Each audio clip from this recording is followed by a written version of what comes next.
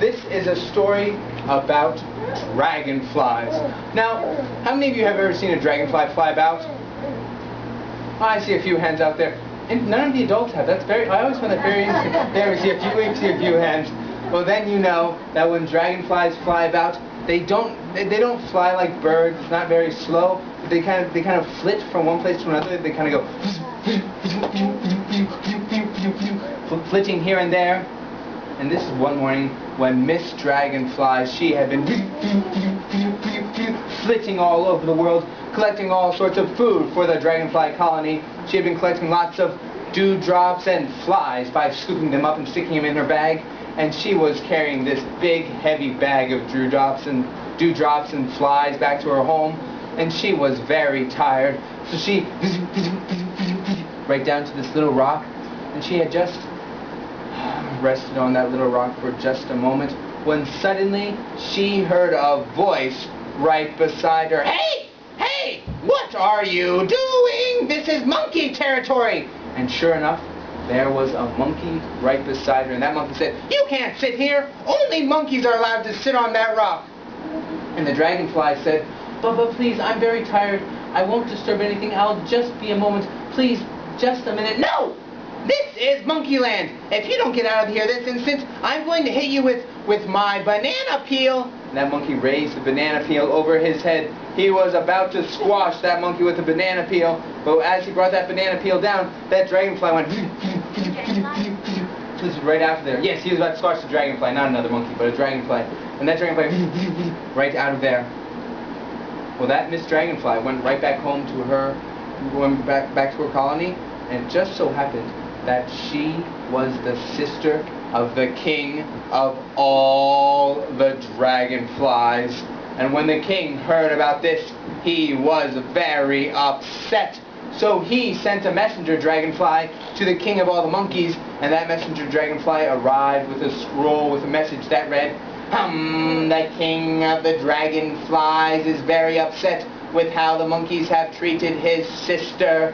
He demands an apology from all of the monkeys, and if you do not apologize right away, we dragonflies will need to go to war with you monkeys.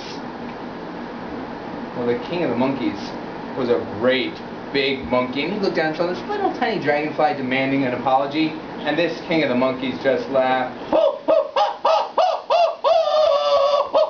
No, we're not going to apologize to you. You can't fight us. You're just tiny, puny dragonflies. We're big, strong monkeys.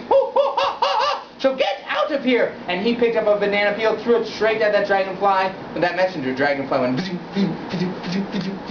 and flitted right out of there, all the way back to the king of the dragonflies. And when the king of the dragonflies heard what the king of the monkeys had said, he grew very upset. And so the battle was arranged. It would happen, and the day of the battle came, and all the dragonflies, there were hundreds, thousands, millions of dragonflies, they all gathered together and they all lifted up. Then they went flying right over the top of the jungle. It looked like this huge cloud over the jungle. Meanwhile, all the monkeys were swinging through the branches. They were running along the trees and they were all screeching, "Ha, ha, ha, ha, ha, ha!" And they were throwing banana peels into the air. They were throwing rocks and sticks and stones and tickling each other a little bit and causing all sorts of mischief. And they kept going this way and that way until they came to the spot where the battle was to be. And the monkeys all looked up. They saw this cloud of dragonflies hanging high above the treetops. And all the monkeys began to jump up and down, throwing their banana peels, throwing their rocks, throwing their stones at these dragonflies that were high above the trees. But do you think the dragonflies got close enough that the monkeys could actually hit them at all? Do you think the dragonflies stayed high up in the air? How many of you think the dragonflies stayed high up in the air? Yeah. The monkeys could not. I saw some adult hands. Very good, bravo. And the dragonflies did not come anywhere near those monkeys. And those monkeys began to get very tired, jumping up and screeching and throwing things at the air for hours and hours and hours. And finally, they were all standing on the ground panting. When one brave dragonfly, brave dragonfly went, and he landed right on one monkey's nose. He landed right on Frank the monkey's nose, and this dragonfly looked straight into Frank's eyes.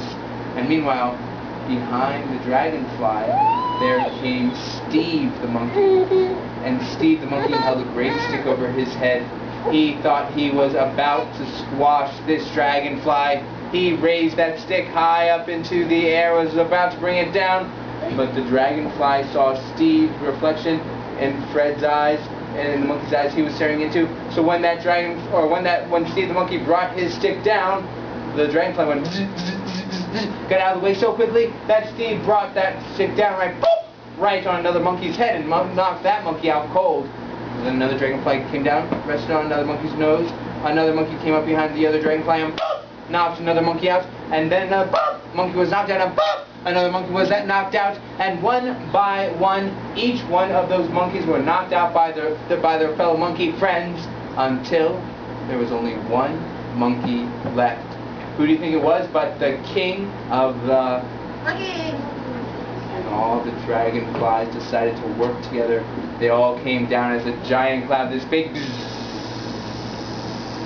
they came down. They surrounded that king of the monkeys, and all these dragonflies working together, they all grabbed on just a little bit of that monkey's hair with their little tiny hands, and they all picked that king of the monkeys up, and that king of the monkeys went higher and higher, up above the treetops, up above the mountains, up above the clouds, up above the atmosphere, all the way up into outer space. And when those dragonflies were high up in outer space, they all used all their strength and they threw that king of the monkeys, who went